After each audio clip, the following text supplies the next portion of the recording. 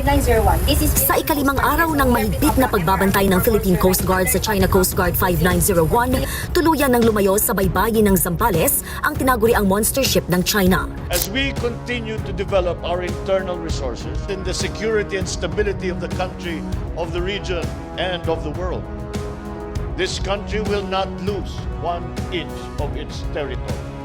We will continue to uphold monster ship ng China na paatras dahil sa tabang ng Pilipinas at tinupad ni Pangulong Bongbong Marcos ang kanyang katagang, "We will not lose even an inch of our territory." Halika, atin itong pag-usapan, mga kaibigan.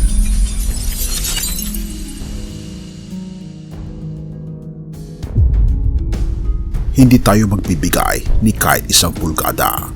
Ito ang matapang na pahayag ni Pangulong Ferdinand Bongbong Marcos Jr. sa harap ng mga patuloy na panghihimasok ng China sa West Philippine Sea. Ang mga salitang ito ay hindi lamang naging boses ng liderato, kundi naging inspirasyon ng buong sambayanan. Paano nga ba napapanindigan ng Pilipinas ang prinsipyong ito laban sa tila walang kapantay na pwersa ng China? Sa kasagsagan ng tensyon, ang dambuhalang monster ship ng China Coast Guard, ang CCG-5901, ay gumagala lamang 50 nautical miles mula sa baybayin ng Zambales. Noong nakaraang mga araw, ang presensya nito ay nagdulot ng alarma. Ngunit ang matatag na paninindigan ng Pilipinas ang nagbunsad ng bagong taktika, tumindig ng walang takot. Hindi lang protesta, kundi aksyon ang sagot ng Pilipinas. Ang Philippine Coast Guard sa ilalim ng maingat na gabay ng Defense Secretary Gilbert Gibo Teodoro at ng Chief ng Philippine Navy, Rear Admiral Jose Maria Ambrosio Espeleta, ay patuloy na nagmamatsyag. Kasabay nito ang pahayag ni PBBM ay naging isang malinaw na mensahe sa buong mundo. Hindi papayag ang Pilipinas na mapasakamay ng iba ang ating teritoryo. "We will not lose even an inch," ika pa ni Pangulong Bongbong Marcos. Hindi lamang ito isang salita o pampalubag loob, kundi isang panata para sa bawat Pilipino. Sa kabila ng laki at lakas ng China, nananatiling buo ang paninindigan ng Pilipinas. Ang prinsipyo ng soberanya ay hindi pinagpapalit sa kahit anong diplomasya ng kaguluhan.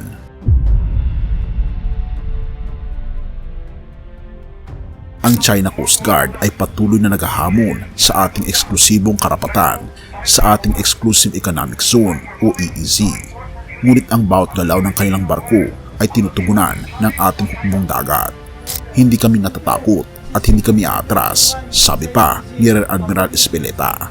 Sa kabila ng counter-challenges mula sa China, ang PCG ay nananatiling alerto at handa sa anumang sitwasyon. Habang lumayo ang dambuhalang barko ng China, napalitan ito ng mas maliit nilang barko. Ngunit kahit gaano pa kaliit o kalaki ang banta, ang paninindigan ng Pilipinas ay buo. Ang bawat pulgada ng ating karagatan ay para sa Pilipino. Hindi natatakot ang Pilipinas. Ang salitang "We will not lose even an inch" ay nag-ugat hindi lamang sa tapang kundi sa disiplina at pagmamahal sa bayan. Ayon kay Executive Secretary Lucas Bersamin, ang bawat hakbang ng gobyerno ay pinag-iisipan ng maigi upang mapanatili ang kapayapaan habang ginagalang ang ating soberanya. Ang mga protesta laban sa China ay sinabayan ng masusing diplomatic talks, ngunit ang mensahe ay malinaw. Ang Pilipinas ay magtatanggol ng kanyang mga karapatan at karagatan kahit pa sino ang humamon.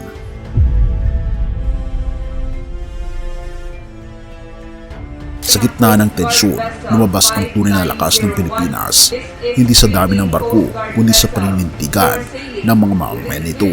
Ang pahayag ni Pangulong Bongbong Marcos ay naging simbolo ng pagkakaisa at ang tapang ng ating mga tagapagtanggol ay nagsilbing inspirasyon para sa mundo. Ang tanong, kaya ba tayong pilitin ng China na sumuko? Ang sagot ay malinaw, hindi. Tulad ng sinabi ni Pangulong Bongbong Marcos, "We will not give even an inch." Ito ang ating panata, ang ating laban at ang ating lakas bilang isang bansa. Sa bawat pulgada ng ating dagat, nakatayo ang tapang ng bawat Pilipino. Deuteronomio 20 verse 4, huwag kayong matakot sa kanila sapagkat ang Panginoon ninyong Diyos ang kasama ninyo. Siya ang lalaban para sa inyo, laban sa inyong mga kaaway, upang kayo'y iligtas. Sa gitna ng mga hamon at panghihimasok, ang ating Panginoong Diyos ang ating sandigan. Tulad ng sinabi ni Pangulong Ferdinand Marcos Jr. ay sumasalamin sa katapatan ng bawat Pilipino na may pananampalataya sa ating Panginoong Diyos. Ang laban para sa soberanya ng bansa ay hindi lamang laban sa larangan ng diplomasya at militar, kundi isang laban din ng pananampalataya. Ang ating Panginoong Diyos ang nagbibigay sa atin ng lakas upang hindi matakot sa harap ng mas malaki at makapangyarihang kalaban. Ang kanyang presensya ang ating kalasag at ang kanyang mga pangako ang ating sandigan.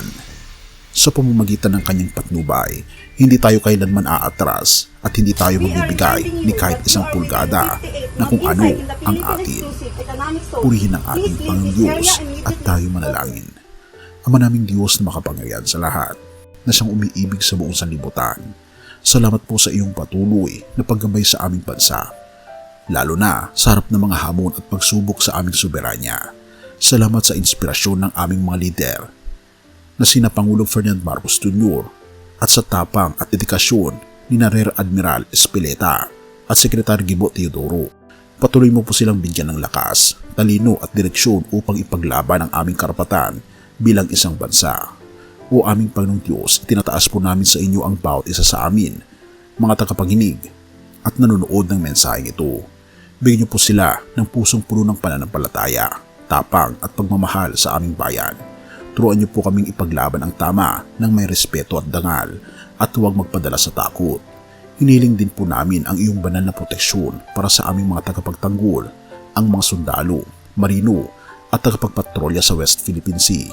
Palakasin niyo po ang kanilang loob at ipaalala sa kanila na ikaw ang aming Diyos na hindi kailanman mag-iiwan sa amin. O aming Panginoong Diyos, naway ang aming bansa ay magpatuloy na maging matatag sa bawat laban na aming hinaharap. Bigyan niyo po kami ng kapayapaan na nagmumula sa iyong presensya at ng tagumpay na nakabatay sa iyong kalooban. Pinupuri po namin kayo at pinapasalamatan, o aming Panginoong Diyos, sa patuloy na pakikinig ng lahat ng aming mga panalangin. At patnubayan po kami at patawarin po kami sa lahat ng aming pagkukulang at pagkakasala, sapagkat ito ang samot hiling sa matamis na pangalan ng aming Panginoon Jesus. Amen.